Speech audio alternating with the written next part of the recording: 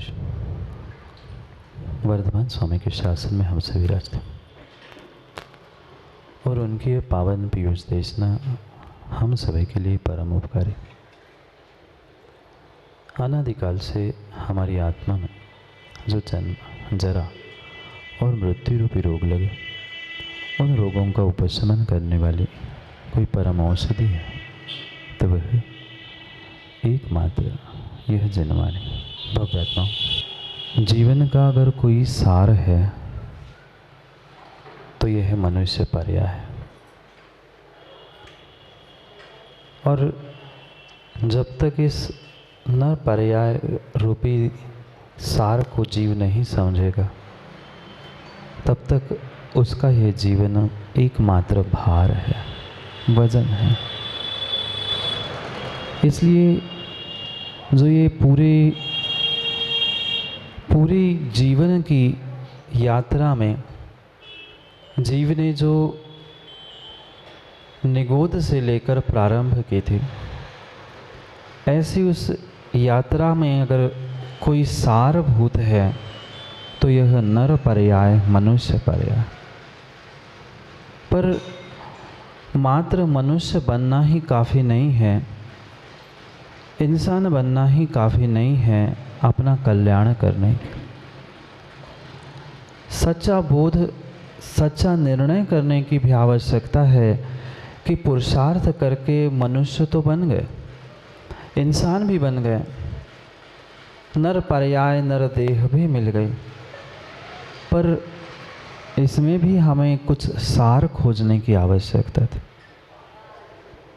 क्योंकि जिन जिन जीवों ने जीवन के सार को, नर देह की सार को प्राप्त कर लिया, वे भगवान बन गए। और जो सार को समझ नहीं पाए, वह अपने जीवन को एकमात्र भार, वजन की भांति पहुँचे। क्या किया जीवन में? एक स्थान से दूसरे स्थान तक माँ भार ही तो ढोते रहे। कभी पिता के घर में वजन ढोया, कभी पति के घर में वजन ढोया, और बुढ़ापे में बच्चों के घर में वजन ढोया। पूरा जीवन सभी का मात्र अपने जीवन का भार ढोने में गया। सुबह, दोपहर, शाम, कभी घर से दुकान, दुकान से घर। ज़्यादा धर्मात्मा हो गए पंडित जी तो मंदिर से घर, घर से मंदिर। कोई चावल की डिब्बी लेकर तो कोई ग्रंथों का भार ढोता रहा। जीवन के सार को समझ ही नहीं पाए कि ये मनुष्य पर्याय रूपी सार, सर्वोत्कृष्ट वस्तु हमें मिली थी, इसमें भी हमें और भी कुछ सर्वोत्कृष्ट सामग्री को प्राप्त करना था। क्योंकि मनुष्य पर्याय एक ऐसी दुर्लभ पर्याय है जिसके माध्यम से हम जिस दिशा में जाना चाहे, जहाँ जाना चाहे वहाँ पहुँच सकते। हम इंसान से भगवान भी बन सकते हैं, इंसान से हैवान भी बन सकते हैं, हैवान बनकर नरक निगोद में पुनः टपक सकते। निर्णय एक इंसान को अपने स्वयं के जीवन के बारे में, स्वयं के जीवन की यात्रा के बारे में।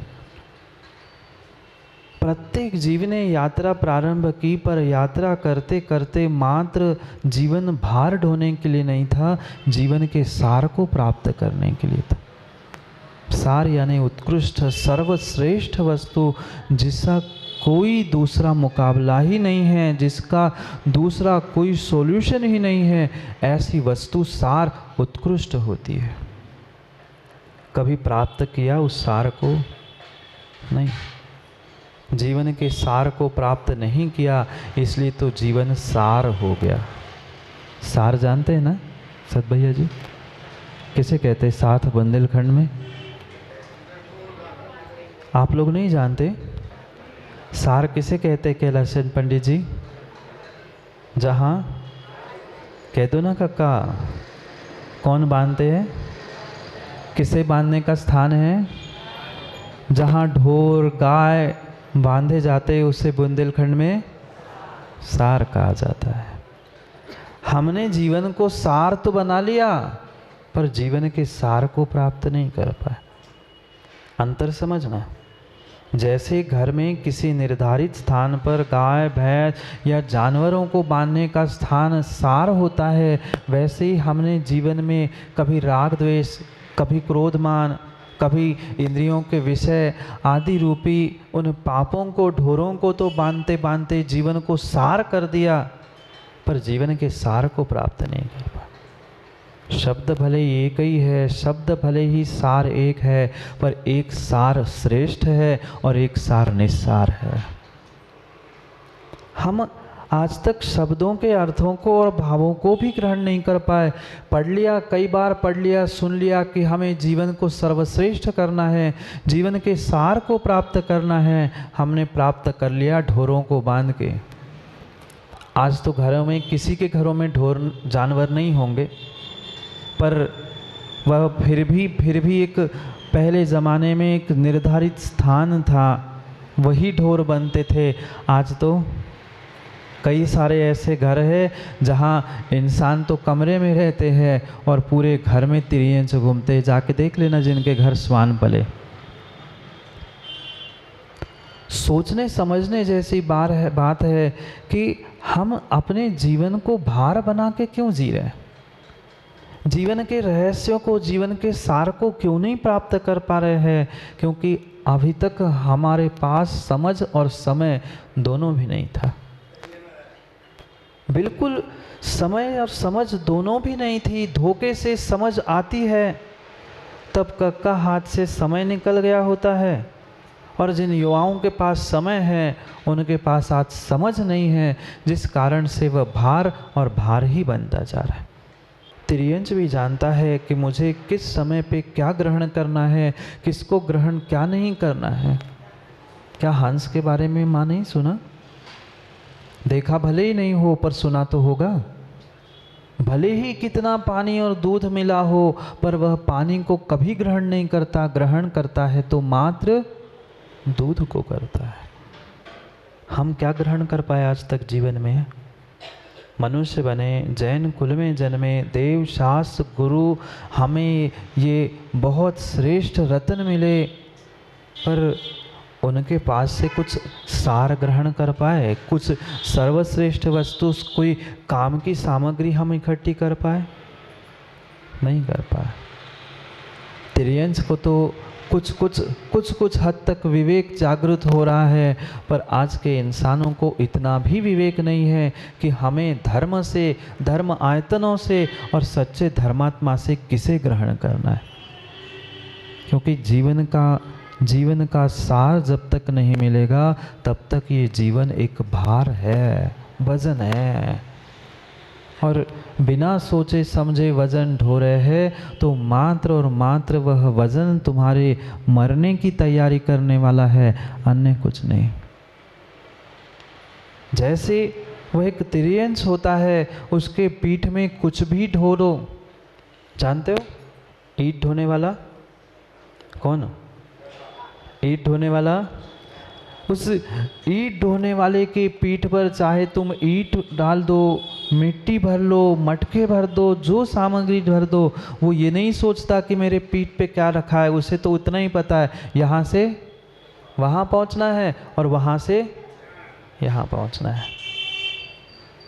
ऐसी स्थिति क्या आप लोगों की नहीं हुई? नहीं, मैं कुछ कह नहीं रहा हूँ, मैं पूछ रहा हूँ। क्या कह रहे? बिल्कुल ऐसी स्थिति है।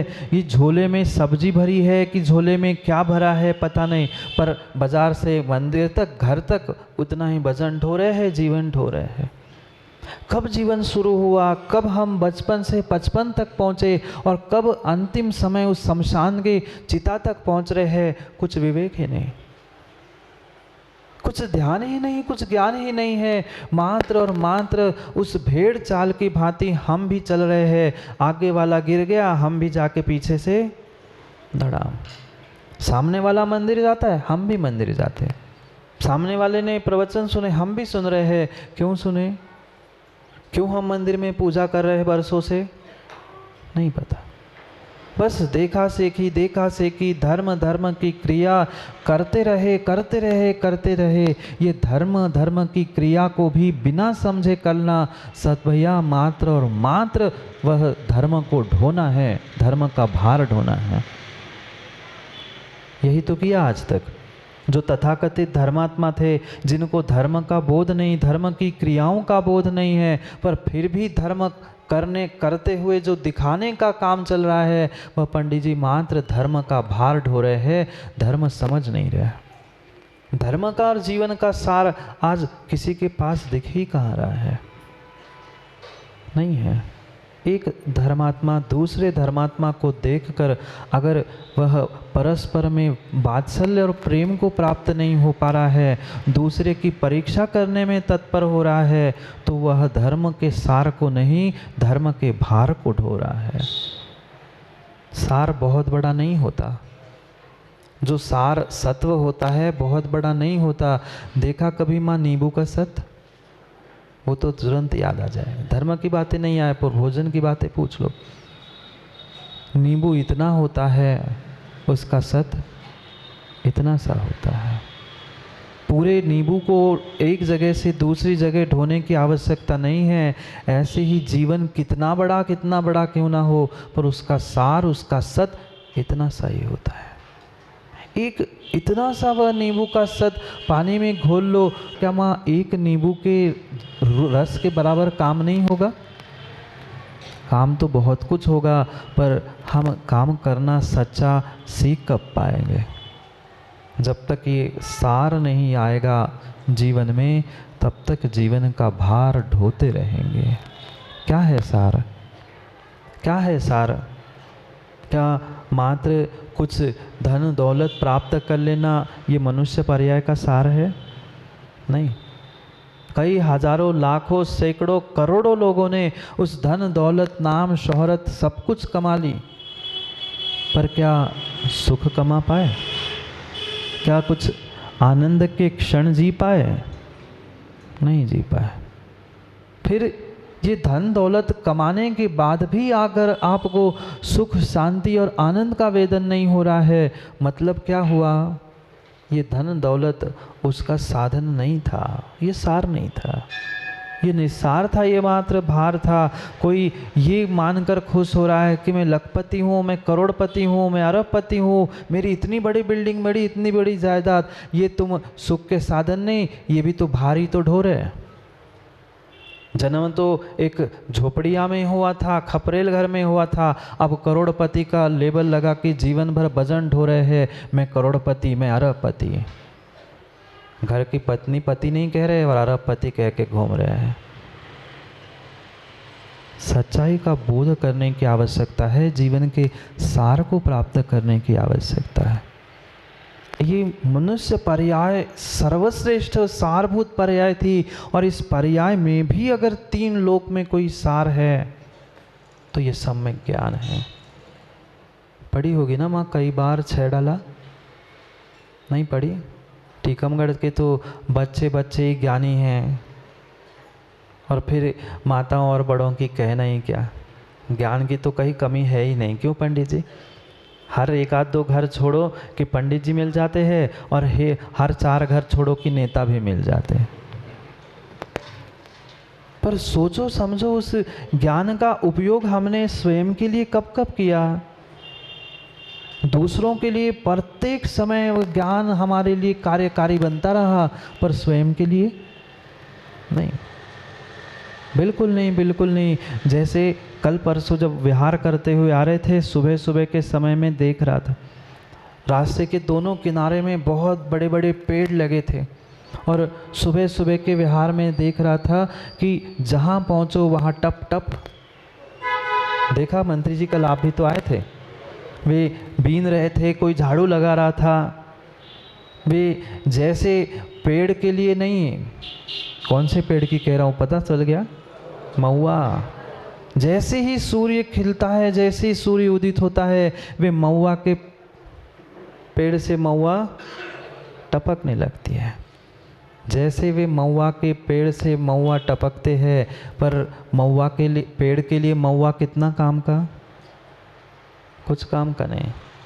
बिल्कुल पंडित जी, आज के जीवों का ज्ञान ऐसा ही हुआ है जैसे ही दूसरा कोई सूर्य सामने आता है, कोई व्यक्ति सामने आता है, ऐसा ज्ञान बखेर देते हैं, ऐसा ज्ञान टपक जाता है पूरा, टप टप टप टप करके शाम तक देखना महुआ का पेड़ पुनः खाली का खाली। बिल्कुल आज के ज्ञानियों का ज्ञान ऐसा ही हुआ है, दूसरों के लिए बखेरने के लिए, बताने के लिए पूरा पूरा ज्ञान है, पर स्वयं के लिए कुछ नहीं। जैसे सुबह होते ही वे महुआ का पेड़ खाली हो जाता है, महुआ टपक टपक के, ऐसे ही माताओं दूसरों को ज्ञान देते देते ज्ञान इतना टपक गया, इतना टपक गया, इतना ज्ञान टपक गया कि स्वयं के लिए कुछ ज्ञान आप ही लोग कह रहे बचा नहीं। कम से कम इतना बोध है, यही बहुत बड़ी बात है।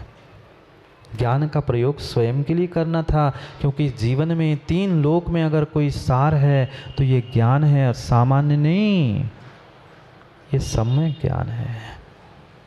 मात्र विज्ञान नहीं, वीतराग विज्ञान है। पर कितना कितना रहस्य हम आज तक समझ पाए। कई बार पढ़ ली छेड़ाला, कई बार सुन ली, कई बार बच्चों को याद करके सुनवाने का भी प्रयास किया कि देखो सुनो महाराज जी, हमारे बच्चे ने भक्तम याद किया, हमारे बेटे को छेड़ाला आती है, सब कुछ सुना दिया। पर कभी उस सार को प्राप्त किया? कभी उसके गहरे रहस्य को समझने का प्रयास किया? नहीं किया। बहुत बहुत बड़े बड़े ग्रंथ पढ़ लेना कैलाश चंद जी आसान बात है। मैं कह रहा हूँ, आपको लग सकता है महाराज उल्टी कह रहे हैं, बिल्कुल नहीं, बहुत आसान है। आप बड़े बड़े ग्रंथ तो खोलकर पढ़ सकते हो, पर छोटे ग्रंथों का और छोटे आगम के उन रहस्यों को उद्घाटित करना बहुत कठिन बात। इसलिए पिछली बार भी जब हम रुके थे तब सुना था मेरी भावना के रहस्य को। शायद कई घंटों आपने मेरी भावना पढ़ी होगी, पर माँ मेरी भावना का रहस्य नहीं समझ पाए। कई बार ये छेड़ाला भी आपने पढ़ी होगी, सुनी होगी, सुनाई होगी, पर शायद उस छेड़ाला के एक एक शब्दों के अर्थ मायने नहीं समझ में आए। अगर छेड़ाला भी समझ में आती तो शायद पंडित जी आज ये समाज की, देश की, राष्ट्र की, विश्व की ये विपरीतता सामने दिखने में नहीं आती। बहुत बहुत आसान है, बड़ा काम कर लेना, बड़ी बिल्डिंग बना लेना बहुत आसान है, बहुत आसान है, बहुत बहुत आसान है, पर एक छोटी ईंट बना लेना कठिन है। आप सोच नहीं पा रहे हो, समझ नहीं पा रहे हो, तो पंडित जी समझा दूँ, वह ईंट पे ईंट रख के मात्र बीच में मसाला ही तो भरना है, पर ईंट बनते समय ईंट बनी कैसे उसके बारे में कभी सोचा?